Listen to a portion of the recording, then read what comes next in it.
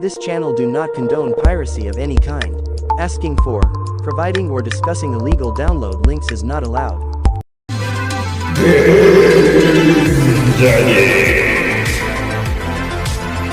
Hello Game Daddies. Game Daddy here, and welcome to our channel where you're never too old for video games, and we're all about to dive into the world of emulation on Android.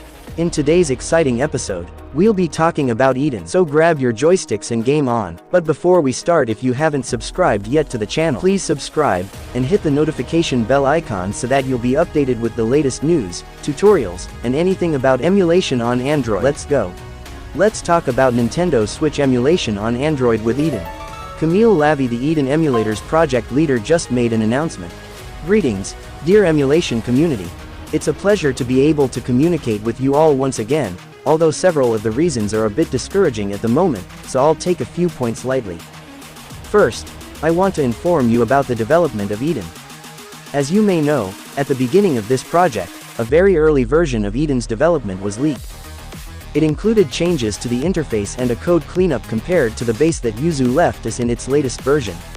This led to noticeable improvements from that point on in the initial stage of the project. The Eden team and I are grateful for the enormous support provided during such a difficult time, leaving a deep impression on our hearts of the resolve needed to continue forward with even greater determination than at the beginning. Thus, after a complicated initialization phase, adjustments and innovations within the emulator began, always aiming to improve upon what our predecessor had provided. We came here for information and unification instead of just seeing forks scattered across the internet with no clear purpose or continuity.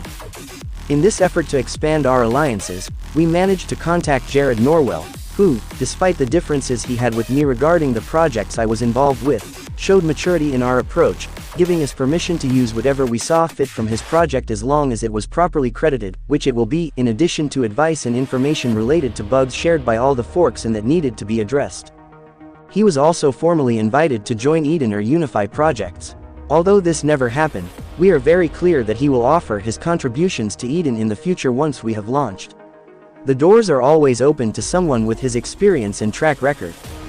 We're trying to establish ties with Torzu through Spectranator, who is currently responsible for the project, either for ongoing collaborations or, as previously with Sudachi, for merging projects. Unfortunately, we were unsuccessful in maintaining a clear line of communication, leaving all negotiations regarding what matters most, the development of the project, at a standstill. Recently, a couple of days ago, a certain part of the community halted my routine. I was asked to join a third-party server in order to publicly discuss the issue of Citron with Zephyrin again. This didn't happen. All of this took me by surprise and was a strange, bizarre situation. However, my goal was to settle the disputes between us. This didn't happen. We agreed to disagree. My stance remains hostile towards Citron, but I am a firm believer in avoiding unnecessary drama and not putting my desires before what could mean more to the community, which is what truly matters. Having to make a public statement about it, I must be clear to Zephyrin about his position and that he should let his actions speak louder than words. All of this resulted in a strange chain of coincidences regarding certain information leaks about the project's development, and based on our conversation, I was able to gain a clearer perspective on what's going on.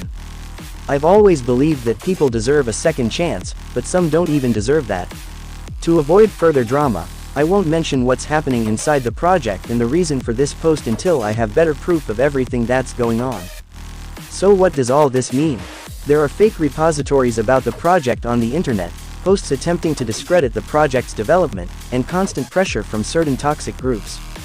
After a heated discussion with the team about recent events and info leaks about performance with the emulator, we have decided to launch a pre-alpha, going against our initial goal of an official release 3 months from the start.